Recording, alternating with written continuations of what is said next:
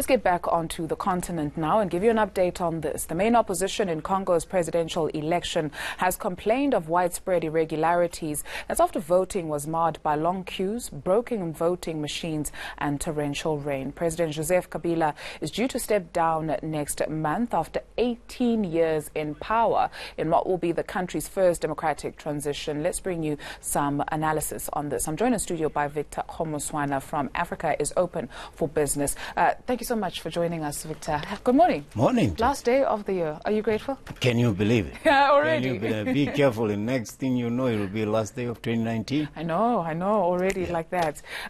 Let's take a look at the Democratic Republic of Congo. We know why this is important. It'll be the first democratic transition of power. But I'd like to speak on that. Democracy in Africa. Yeah. Does it work for us? The answer is dependent on who's speaking, who's asking, where you're standing. Democracy, remember, is defined, well, at least when I was at school, the government of the people, by the people, for the people. If the people want you to be in power, yes, it's a democracy. The problem with the DRC, and I'll use the DRC, is that this man has been in power for 18 years. His country hasn't known a real peaceful election or transition of power since it became independent in 1960. That's before even I was born. All right, and I'm an old man now. So is that democracy? No. But if you're asking whether Africans can ever handle democracy, yes, they can. The only difference is we have to define it to suit our needs. It must work in our context. By that I'm saying, for instance, people who look at next door in Rwanda and say, well, you have a man who's been in power also since 2000, just a year before. Is it democracy? If you're in Rwanda, they will say, yes, we wanted him to stay. And did anybody go to the streets and protest? Will you ever see bloodshed or people fighting? No. Yeah. So democracy is what you make it, I would say. It's not really one formula. Because in Europe, there are people who are in power. How long has Angela Merkel been in power for in Germany? If the people want you, they can return you to over and over. So it doesn't only mean, yes, be in power for 2 terms and go away. You define what works for you. But of course, then there are instances where you need a strong leader to lead the country. Because democracy, just like human rights, will give rise to everybody to be heard. And sometimes in cases of emergency where you need to chat away because you are addressing issues that affect other people, you find that democracy doesn't always work. For instance, in our country, beautiful country, I love South Africa, I have no problem. But sometimes, because of democratic rights, you know, you get a guy who's, like people who post all kinds of racist things. No, it's their democratic right, it's their constitutional right to say what they want, it's freedom of speech. No, they are fueling anger in communities that are already troubled. And yeah, but you must go due process. Somebody shows up, money flashing it up. We stole the money, you know they did. But no, we must go with due process.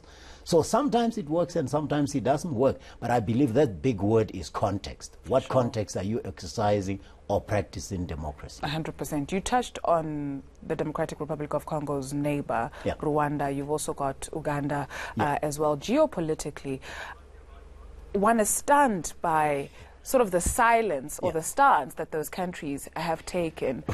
What is going on there, according to your observation? You mentioned 2 countries that are neighboring DRC. There are 9. So the mess in the DRC doesn't only affect, yes, you're right, it affects Uganda and Rwanda because they're on the eastern side. It's part of what we call the Great Lakes region. But there are also countries in the north, countries in the west, countries in the south. The DRC affects Zambia. It affects Angola, which means the whole of SADC, of which it is a member. But you know what? Africa's problems are right there. You define them.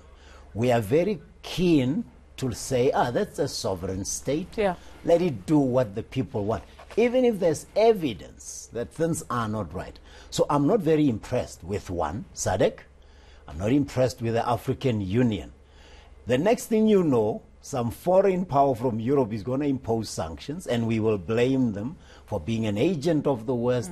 People are going. So I think one thing we must do as Africans, and I mean the organs like the SADC, which is a member, DRC is a member, the African Union, which is a continent-wide body, is to be a lot more decisive and be a lot more shall I say, urgent in the way we act. But there were about 7 or so countries that have expressed concern, but they are not taking tough enough actions well in time. If they had, I'm sure President Kabila would not have been able to postpone elections since, I think, 2016. And reasons are very shallow. I'm sorry. Even now, with this election having taken place, you want to use electronic methods, which is commendable. You go order machines in South Korea. Yes, you deliver them. But if fire breaks out where you store them, come on. You know, it's just not taking this seriously. Yeah. It's as if we don't have an idea of what's at stake. Yeah, absolutely. I mean, the Democratic Republic of Congo is not called the heart of Africa by mistake. It is a vast country. Yeah. And perhaps, yes, we do appreciate the challenges, especially in terms of conflict in most parts of the country. However, we've got now the 3 main runners of the 21 candidates that we saw. Yep. Shadari, Tshisekedi, Fayulu. Yeah. Will the will of the people of the Democratic Republic of Congo be respected should they decide to go with Kabila's frontrunner? I think the people of the DRC broadly are tired of the instability, and they know in the end, already if you're excluding 3 regions in an election, yes, I know it's only 1.2 million people. But if somebody wins by a margin of, say, 2%, that will be exactly the 2 million, because 1.2 is just over 2% of the 46 or so million people that are supposed to be voting. Emmanuel Shadari is a controversial figure as it is. I think he's got a case at the European Union. And again, people say, why the European Union? Well, it's still part of Africa. Most of the African countries seem to be more concerned about what Europe thinks. But he has already got a lot of cases there because he's the former interior minister. A tough guy, I must say. Maybe, I would say, because of how long they've been postponing the elections for. Because remember, all 70 or so million Congolese are not politicians. They just want people to run the country and take it where it could be. So I suspect, because of the history, they will not be protesting for the sake of it. The problem is the opposition leaders.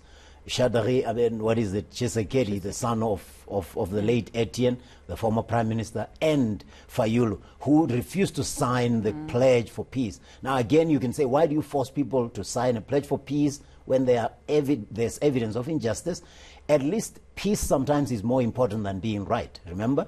Because if there's bloodshed, it doesn't matter who's right, who's wrong. And for a country like that, so they refused, and they started saying, oh, after voting, stick around the voting elections. So why would you want to do that? So I'm foreseeing a situation like we had in Zimbabwe, where the opposition leader makes an irresponsible statement, using the voters again as cannon fodder, when they know they don't, one, have the means and the ability to stop anything should it happen to the poor voters who are going to be protesting following the influence of those leaders.